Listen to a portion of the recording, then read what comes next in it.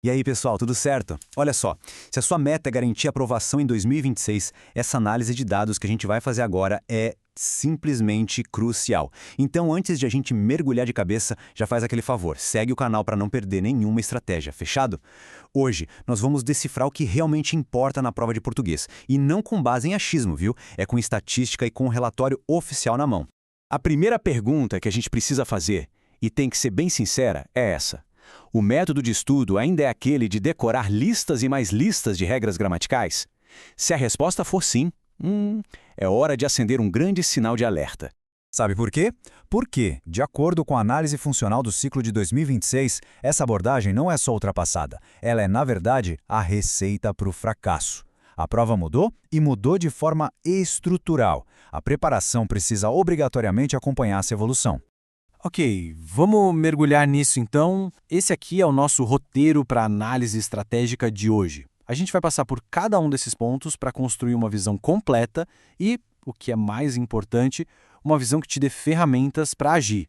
E o primeiro ponto, talvez o mais fundamental de todos, é entender essa mudança de paradigma. A gente saiu de uma era de pura memorização para entrar numa era de análise funcional da língua. A nova filosofia por trás da prova tem nome: pragmatismo institucional. Mas o que isso significa na prática? Significa que a banca não está mais nem aí se alguém sabe o nome de uma classificação gramatical. O que ela quer saber é se a pessoa consegue usar a língua para construir um raciocínio claro, para evitar ambiguidades, aquelas que no mundo real poderiam, por exemplo, invalidar um documento oficial inteiro. É disso que se trata. E essa análise toda se apoia em 3 pilares bem sólidos. O primeiro é a recorrência funcional, ou seja, focar nos padrões que realmente importam e aparecem o tempo todo. O segundo é a equivalência semântica, que é a habilidade de reescrever uma frase mantendo o sentido original intacto, uma competência-chave na prova. E o terceiro é aplicar tudo isso em textos de alta complexidade, que são exatamente o tipo de texto que se encontra no dia a dia profissional. Certo? Vamos avançar um pouco e ver como isso se desenrola. É aqui que a gente vai entender na prática a diferença brutal entre o método antigo e o que é exigido agora. Agora, olha que interessante esse contraste. A visão tradicional, aquela da escola, sabe, se preocupava com o rótulo, o nome da palavra. Já a visão funcional, que é a visão profissional, foca em como a palavra age, qual é o impacto dela na frase. Pensa bem, um método leva a um conhecimento obsoleto para as provas de hoje. O outro é literalmente a chave para dominar o ciclo de 2026. É simples assim. E agora a gente chega no coração da nossa análise de dados. Este é o mapa de calor da prova. Ele mostra exatamente onde estão os pontos de maior valor, ou seja, onde a gente deve concentrar nosso precioso tempo de estudo. E essa tabela aqui, ela ilustra brilhantemente onde a batalha é vencida. A prioridade é altíssima para vozes verbais e conectores. O foco aqui tem que ser técnico, manter o tempo verbal na reescrita e usar os conectores como se fossem operadores lógicos de um argumento. E olha só, a classificação de termos isolados, prioridade baixíssima. Estudar isso é literalmente gastar energia no lugar errado. Beleza, agora vamos pegar toda essa teoria e transformar em ação. Como é que a gente usa essa inteligência para construir uma tática de estudo que, de fato, funciona? Se chegou até aqui é que você quer mesmo regaçar nesse concurso, né? Então dá uma olhadinha na descrição do vídeo, lá tem algo feito para você. Então vamos para a primeira regra tática, a regra de ouro das vozes verbais. Guardem isso, imutabilidade temporal. Se a frase original está no presente, tipo a equipe analisa os dados, a versão na voz passiva tem que continuar no presente. Os dados são analisados. Mudar para foram analisados não é um deslize, gente, é um erro crítico de sentido. Falando de coesão, a precisão é tudo. Onde é só para lugar físico estático, ponto final. Para situações, ideias, abstrações, a gente usa em que ou no qual.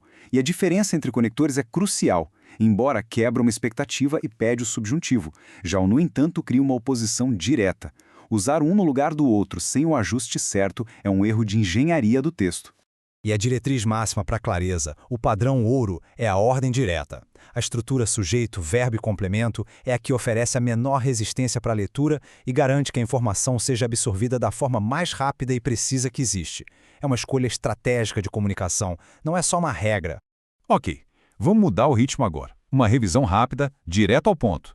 Pensa nisso como uma auditoria mental. Aqueles pontos mais críticos que precisam ser verificados antes do grande dia. Vamos lá, rapidinho. O tempo verbal foi mantido? O onde está no lugar certo? O conector expressa a lógica correta? A ordem direta foi priorizada? A concordância com o C, a passivador, está certinha?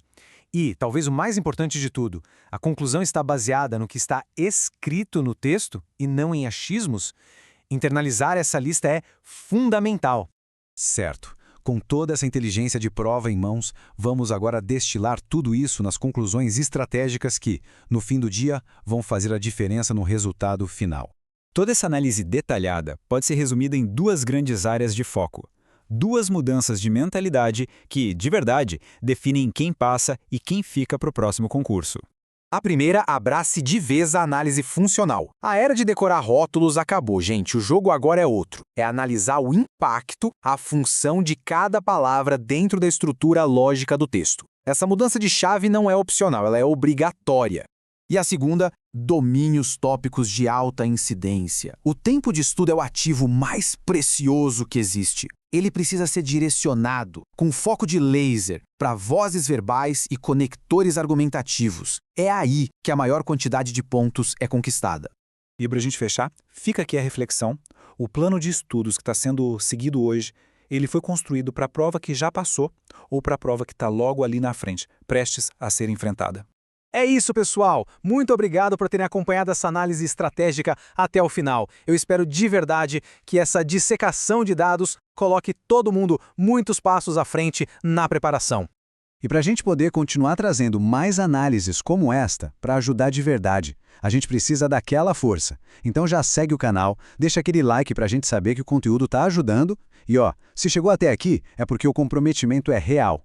Então faz o seguinte, comenta aí embaixo, eu serei o próximo aprovado. Conto com a aprovação de cada um. Um grande abraço e até a próxima.